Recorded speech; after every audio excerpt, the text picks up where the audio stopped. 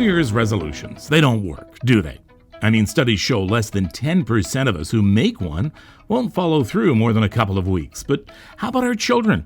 I'm Kevin Frankish. Perhaps we could use this new year as a chance to make resolutions for their mental health that we can help them follow through with. According to the report Raising Canada, published by Children First Canada, the numbers are alarming. 1/3 of children in Canada don't enjoy a safe and healthy childhood. 1 in 3 Canadians has experienced abuse before the age of 15. 1 in 5 live in poverty. And perhaps most sobering of all, the leading cause of death for children aged 10 to 14, is suicide. My guest is Dr. Khush Amaria, a respected children's psychologist in Toronto. She explains that change now may prevent a whole lot of world of hurt in their adult lives with anxiety and depression. New Year's resolutions for your child, right now on the Mental Health Podcast.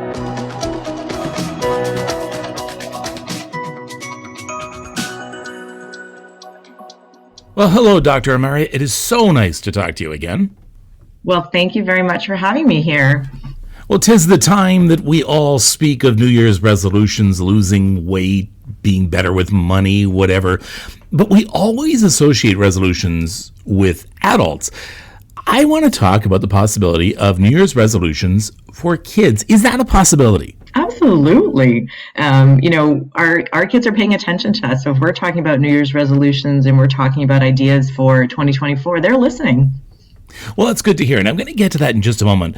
But first and foremost, I really want to address mental health in relationship to our children. It's interesting that we take them to the dentist religiously. We make sure they brush their teeth every single night. We take them to get new eyeglasses if they need them, or eye appointments at least.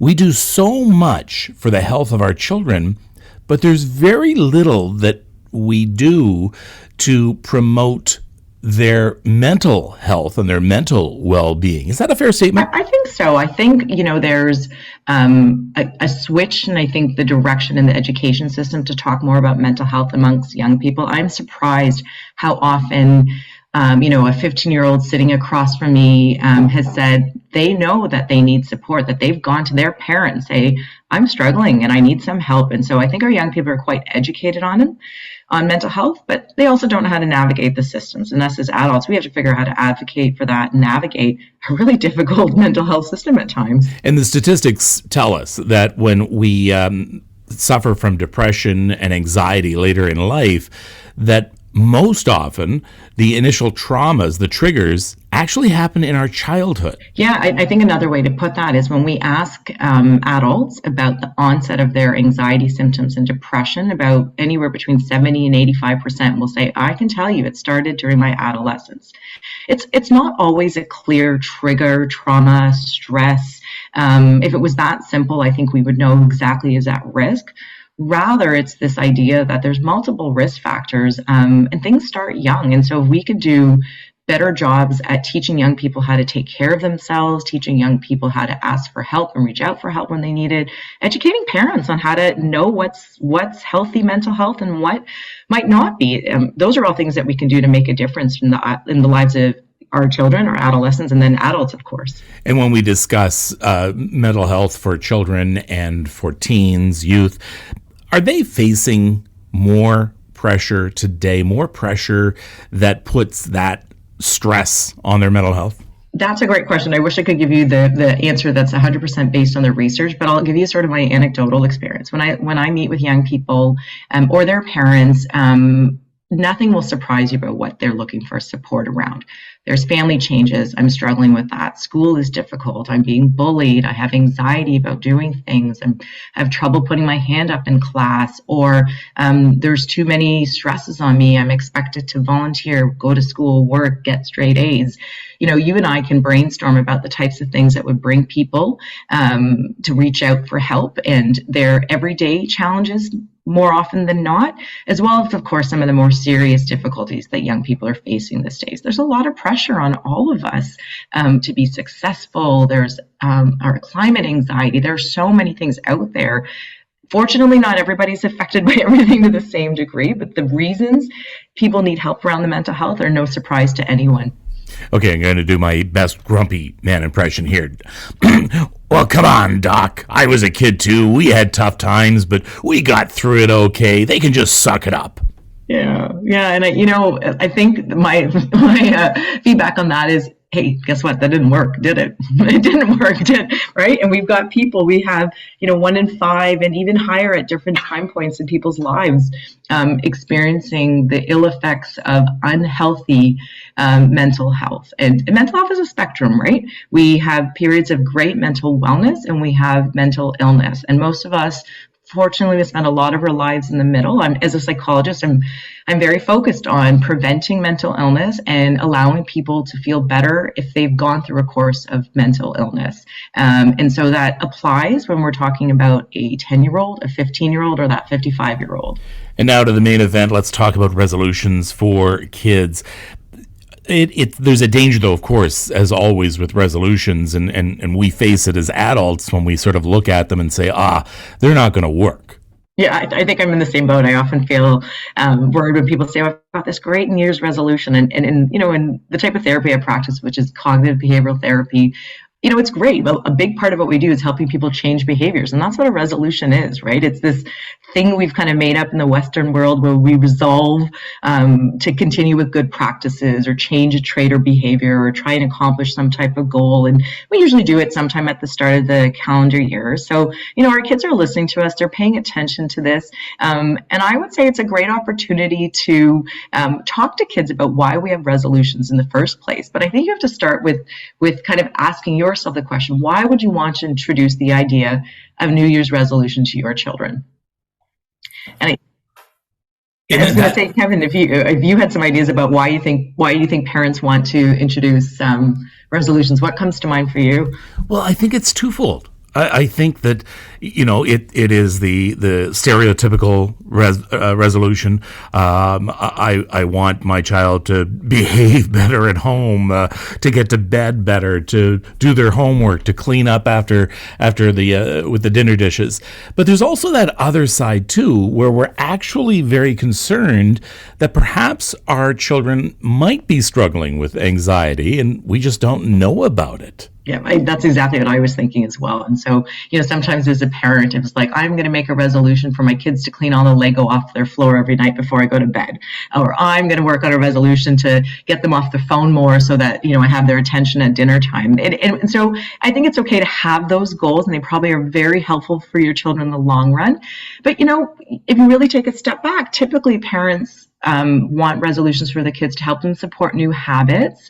Maybe it's to plan for some more fun activities you might do together, find ways to spend more time with your kids in our busy schedules. So just take a moment before you even start talking about resolutions with your children. Just think for a moment, like, why do I want to bring this up now? And so why do I want to bring this up now? I would sort of, remind people, I would tell parents to talk about why we do resolutions in the first place, right? Like that it doesn't matter if we start on January 1st or we carry it through the whole year, but we take advantage of the momentum that the start of the calendar year has for us, right? I would actually start by sharing some of the resolutions you've maybe done in the past, things that maybe your kids might have noticed and say, I do this every January. I know one of the things I do, I purge all the junk food in the house. And of course it doesn't last, but I kind of say, hey, let's start a fresh start. Let's, minimize how many bags of chips we're opening up every night. And so you have this conversation about why we use the start of the new year to try and build some of these healthier habits. Quick promo time here. We have put together a toolkit for New Year's resolutions. It is aimed at adults, but you can use it for children as well, I'm sure. We have a whole bunch of different things in this toolkit you can use for not only making New Year's resolutions, but making them stick. I polled a lot of our experts right here at Ontario Shores. So you can find that at ontarioshores.ca/info. I'll repeat that a little bit later on, but I think it's worth checking out. In that toolkit, you're going to find a chart called the SMART goal setting formula, and it helps you to make decisions, and I hope you check that out. So, Dr. Amaria, let's talk about what is reasonable and achievable when it comes to goal setting or resolutions for our kids. Oh, I love that idea, reasonable, achievable. And I wish I could just tell you one, and I like the idea of the SMART goals, but I actually think where to start, let's think about some of the themes, right? When we're thinking about young kids, you think elementary school ages, they might actually they really do understand what a goal is, what an intention is. They're naturally facing goals and habit building all of the time. And so with young kids, I would say, like, what's their domain? So maybe it's a learning goal, right? Maybe your child really wants to get better at their times tables. So let's figure out how to make that habit, right? We'll build a habit by working towards having the times tables lying around, quizzing our kids, working with them. Maybe they want to learn words in a different language. And like, that's a learning goal that kind of falls in that category. But you might want to also talk about health goals, right? So, as adults, we say, okay, I'm going to take the stairs more often. I'm going to try to get to sleep on time. These same things apply to our young kids. Maybe we all want to practice being off the screen for 1 hour every weekend, on the weekends. There's so many other domains: sports and hobbies, financial connections, compassion and kindness, even planet-saving ideas. There's lots of different ideas that you can come up with, especially with elementary school children. And let's talk about your specialty, mindfulness. Help us set goals for our kids when it comes to that mindfulness. Yeah, and I think if, for those who are listening and are not exactly sure what mindfulness is, I sometimes talk about it in a way of like learning to be more present.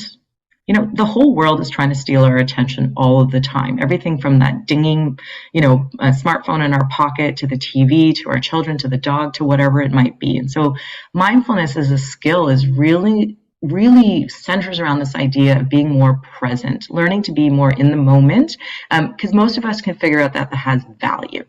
There are times where being out of the moment is pretty healthy, right? When my kids sit down and want to show me their latest Minecraft world, I'm not present, I'll be honest. I'm smiling and I'm nodding, and I'm showing them that I care, but my brain is going to be somewhere else. But if they're telling me about a challenge they have at school, and a difficulty they're facing with a friend, I need to be present. And so And the same goes for our children, right? When we want them to learn something, we're talking about something important, we want to teach them how to bring their attention back to the present. So mindfulness is a skill that we practice and learn and get better at with practice. If you're a parent and you're interested in this, I would say there's a great resolution. Let's work on it together. I hear from parents when they say they spend time with their kids practicing meditation. There's great short meditations you can do together. There's mindfulness tools. There's grounding tools you can use. And if you learn them together, then you can remind each other about when to use them as well. So there is kind of a really nice byproduct here, and that is the fact that not only are you improving your child's mental health by doing this, you're also increasing your own. Oh, I didn't even think of it that way, but you're absolutely right. When it comes to considering our children's mental health, we of course think of things. We want them to not have bad dreams, and we want them to be, comfortable and well established. But we don't really think about their true mental health. We don't think about things like that they could possibly have serious anxiety, even depression, and that's just not true. It's not true. And, and I was thinking a little bit about New Year's resolutions with younger kids. They're quite fun, and you can make them quite silly, and there's no risk of failure. I love that you talked about resolutions needing to be realistic, achievable. You need to break them down into small goals. But, if I was really going to invest, I would focus on some of the risks around our teenagers, right? We are worried about our teenagers. And teenagers are also thinking about resolutions for the new year. And there's going to be amongst those same themes we just talked about, but they can be more complex. So they kind of build upon each other. And the one I was thinking that was so important that we could all spend some more time on as adults, as parents and caregivers, is around self-care, right? Self-care is one of those strategies that we really believe and hope are going to be helpful in preventing big mental health challenges and issues. And self-care is for everyone, right? And it's a great skill to practice and build on, because it's really any activity that you do deliberately that's about caring for yourself. And so it can be physical, it can be social, emotional, and mental health wise, spiritual as well. And so, with our young people, I want them to believe that they have more control in their lives than they sometimes feel that they do, especially if they're feeling overwhelmed, stressed out, anxious, depressed. We can start talking to our teens about self-care, and we can, maybe we can build that into our resolutions with them. Now you're talking about teens, and we all know that communication changes most times. When kids become teenagers, we almost feel as though we don't know how to talk to them. And I think the situation is kind of reversed as well, that they don't know they can talk to us as well. So what can we do to help our teenage children on a better path towards mental health on one of these resolutions? Oh, I love that. And I think that the first thing I would start with is a conversation with them about things that they're already doing really well, habits that they have and skills that they've built maybe in the last year or so that were difficult at one point, right? Maybe they're in charge of making their own lunches. Maybe they've been earning money by babysitting that neighbor's kid once a month. And those things just feel kind of normal and easy for them, but remind them that they weren't at one point, right? That was a goal that they had, a habit that they built. And then start that conversation of what you'd like to do in the new year. I think if, when it comes to, I was thinking about self-care, most of us say like the biggest barrier is time, right? It's hard to carve out time. And I think that's important for young people too.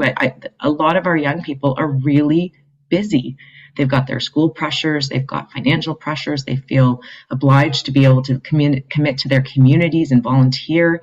And so maybe we talk to them about how to carve up that time. I think a lot of parents listening are probably going, how do I get my kid to be off their phone more often? I think that fits into that self-care motto as well. So how do we encourage kids to what do they say, to do more activities IRL, right? Let's do some more in real life. That might be a really simple resolution to work with your kids on. And you're not saying, I want you to do something every day for the rest of 2024. You're saying, what would you be doing if you had some extra time? You're like, oh, maybe I'd go walk in the park. Maybe I'd go to theater with my friends. Maybe I do some of those things in a way. Going back to that concept of keeping lines of communication open, I think one of the things that we can do better as parents, and hopefully we'll get buy-in from our teenagers, is more one-on-one time, which nobody ever feels like they have. So the way you might do that is pick a shared activity. Maybe your kid shows some interest in cooking. Like cooking is a chore, right? But maybe if you do something together, once every 2 weeks, you plan a special meal, you go to the grocery store together. Maybe your child says, I'm ready to take this risk. I want to join this club, but it's across town and I don't want to take the TTC. You say, fine, I promise to drive you. Those committed times that you have with your young person, that's when your communication happens, right? It's predictable time in your week where you can check in on each other without making it feel forced, right? You want to naturally keep those communication channels open as early as you can to allow for that. I hope that parents are reading to their younger kids, especially still. And I was thinking that this might be a good way to sort of mix mindfulness in with a bedtime routine. So if you're reading them the story, why not get a book? I was going through a bunch of books just before I was speaking with you, and I found a great one. It's called After the Fall: How Humpty Dumpty Got Back Up Again. It's by Dan Santon, and it's about Humpty Dumpty, of course, falling off the wall and facing fears to try and overcome that and get back up on the wall. So it's kind of a nice way to use this time while at the same time sort of enforcing a resolution of mindfulness and facing fears. Absolutely. Of course, such a proponent for reading. We know that reading, that really helps with their literacy over time with young kids. With your teenager, it might be like, let's pick a next Netflix show we're going to watch together. Gives you that opportunity to have conversations about what you're watching, or even just ensure that you're both seeing the same things that are relevant to your young person. And in that 20 minutes, that half hour, it's shared activity. There's a planning element. There's a commitment, right? Showing your child that they matter to you, that this time in your busy schedule matters to them. These are the types of things that we do to show our children self-care matters. And they're great. They're great to do together. And I think they keep that communication open, right? There's this real risk of sometimes living these separate lives for good reason, right? We have to be able to put food on the table and do all these other things, but it doesn't take much to stay connected. And I think that's a great thing we're reminded of this, in the holiday season, the start of the new year's, about our connections. But we can do the same with our families. Maybe before you start thinking about resolutions, it might be a good time for a checkup, because you may not even be aware of some of the stresses and anxieties that your kids may be living with that you don't even know about. So doing that checkup beforehand might be a good start. That's a great point. And I think we're so fortunate that there's great information out there. I understand that it can be overwhelming in figuring out where to start, but I always remind parents about, checking in with yourself, checking with your child. It's not rocket science, right? It's understanding what's normal. It's understanding what seems different. It's paying attention. And in the domain of behaviors and thinking, emotions, social, physical, some areas might be going really well. Maybe others feel like more of a challenge in a way. So that kind of head up, check up kind of concept, great for all of us to do. And we can have those conversations around the dinner table. Also, a great part of building our mental health literacy for our children is to talk about mental health, period, right? The good and the bad. So we're not stigmatizing, we're not scared to talk about big topics. If we can bring that to the forefront, then kids recognize that they can bring that back to us when there's challenges. And that's what we want. As parents, we're our frontline support for our children, along with teachers and other educators and coaches and all of these other people that are out there. But we want to be that advocate for our young people. Let's talk about a few other resolutions we could talk about. In fact, that word resolution, you have a suggestion about that itself. Yeah. I take the word resolution out of it, maybe just for the beginning of the conversation, do so, and talk about habits, right? We all kind of get the idea of building a habit. We have these things that we do every day that we don't have to think or worry about. We all brush our teeth. Maybe we want to floss more, but we all brush our teeth. We do these habits. Usually resolutions are around a goal. The goal is I want to lose weight. The goal is I want to be healthy. And so a goal is lofty and hard to achieve because there are so many steps along the way. So the habits are the things that get us closer to our goal. So maybe the habit, if you want to lose, be healthier, is less junk food in the house, one dessert a day, taking the stairs, and so that can help us with habits. And there's a lot of literature on how to build habits, right? It's actually kind of funny when you talk about it. And as a psychologist, it's not really rocket science by any means, but to build a habit, you have to pair existing behaviors with what you're doing. So if you want your kid to floss their teeth after they brush their teeth, you got to have the floss on the counter and you got to have some kind of pairing of that activity. You have to have rewards for things. You have to build small steps along the way. We have to tell other people so that we're more accountable. And actually, one of the things we have to track our successes. A big part of cognitive behavioral therapy is around monitoring our moods, our behaviors, and changes. And so we don't often know if we're succeeding or failing or need to change something up if we don't pay attention to it. So, like noticing that your child is flossing or noticing that your child has got to bed on time, 5 days of the week, those are great ways to reinforce a habit while working towards that bigger goal for yourself and for your child. As a parent, we often question, okay, is this normal childhood behavior that's happening here, this tantrum per se or something like that? Or is it something that needs to be taken a little more seriously, perhaps seeking some professional help? So how do you know when you've crossed that line? Absolutely. And so we always we think about crisis and safety first, right? So when young people feel like there's a real risk, that's an immediate. You need to reach out for help. That's where we have distress lines, crisis lines, great places like Ontario Shores.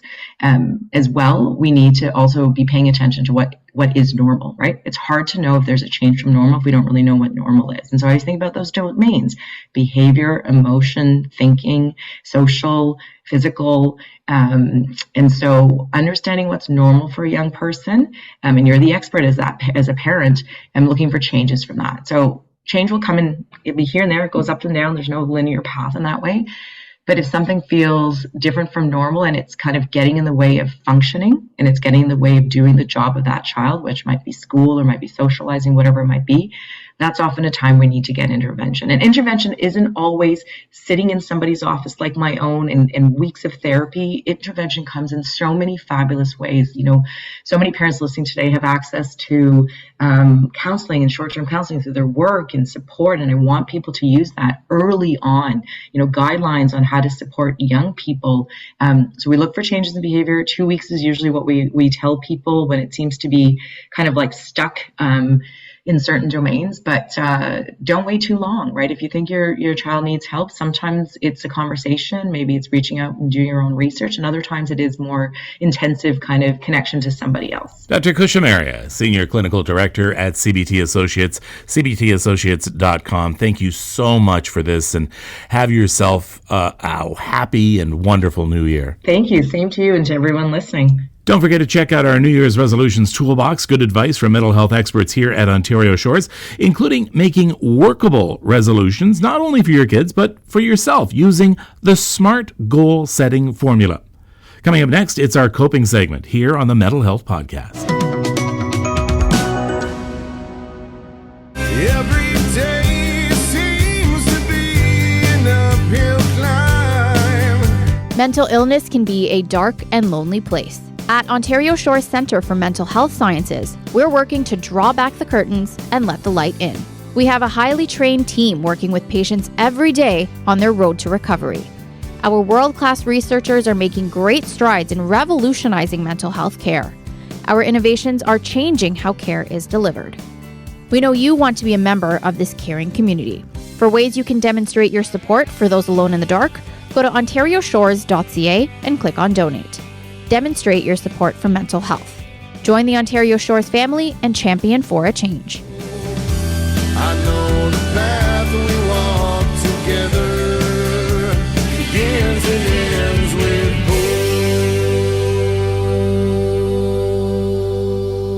hope. This message brought to you by the Ontario Shores Foundation for Mental Health. Time for our coping segment. It can be so frustrating as a parent, can't it, trying to communicate with your kid? They don't always listen. And, all right, that's an understatement. Well, one of the most effective ways you can communicate is so obvious, but we fail to see its importance and effectiveness. So one of the best coping mechanisms for you and your child is to play with them. Never mind the educational games or STEM activities. They are great, but just play. Play dress up, have a tea party, draw a picture, play tag. KidsHealth.org says these activities are so much more than just fun. They help kids and teens feel positive emotions that can often offset stress. And here's the thing, it can also offset stress for you as well. Make time to play. And that's this edition of the Mental Health Podcast. Remember that if you are in distress, there's a new way to reach out in Canada. Just dial 988, no judgment, just an ear to listen and a voice to help point you in the right direction. I hope 2024 is a mental healthy year for you. Until next time, I'm Kevin Frankish. Please don't forget to subscribe to this podcast. Take care of yourself and take care of each other.